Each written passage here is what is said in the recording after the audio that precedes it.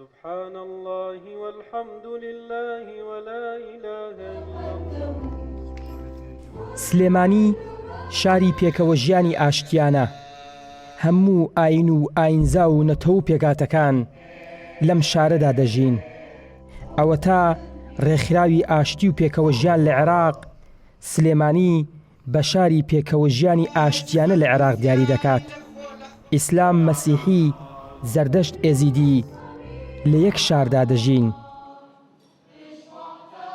ئەم مامۆستا ئاینیە دەڵێت ڕابردووی سلێمانیش وەک ئێستەی وا بوو، هەمووان پێکەوە دەژین و هیچ کێشەیەکمان نییە.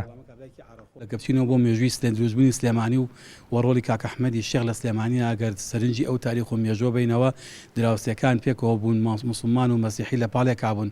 ڕۆژێ لە ڕۆژان مەسیحیەک دژی مسلمانە، مسلمان دژی مەسیحی نەوەستاوەتەوە، لە بۆنەکانی یەکتری شاسەدانی یەکتریان کردووە لە مناسەباتی شا بەشدار بوون. من لە بیرم دێ لە ساڵی 1970 لە شاری سلێمانی هاتینە گەڕێکی گاوران ئێمە دانیشتین لە سلێمانی کە گۆنترین گەڕێکی سلێمانیە. دراوسەکانمان چەند دراوسەیەکی مەسیحیمان هەبوو. کاتێ نەخۆشە کەوتی نەچوونە ماڵە مەسیحەکە دەرزی بۆ کردین. چەندین جام لەسەر سفرەی ئەوان نان و خواردووە، هاتوون لە ماڵی ئێمە نانیان خواردووە. نەمانەزانی جیاوازی نێوانی مسلمان و مەسیحیەکە بکەین و شەڕی یەکتر بکەین، بەڵکو هەردووکان پێکەوە دراوسەیەکی چاک بووین، ڕۆڵێکی چاک. ئەمە لەکوێ فێر ببین؟ ئەمە لە مزگەوت فێریان کردین.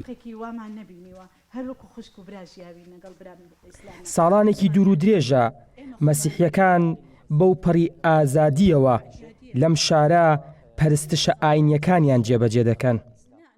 ئێمە لە کتابی ئنجیل هەیە ئەڵێ باری کولا عینیکم، یعنی ئەگەر دوژمنیشی بێ ئەبێ یعنی ئێمە مبارەکیکەین، قسەی نەگەڵ بکەین.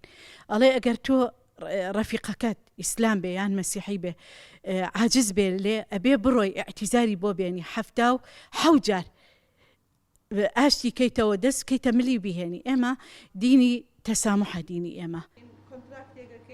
زەردەشتیەکانیش معبەد و شوێنی ئاینی تایبەت بە خۆیان هەیە.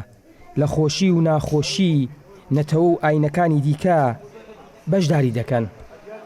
ئێمە مامۆستایەک مەلایەک بانەکەین بێت، محازەرەیەک قەشەیەک بانەکەین بێت لێرە هەموو زەردەشتەکان دانیشن محازەرەیەک بات.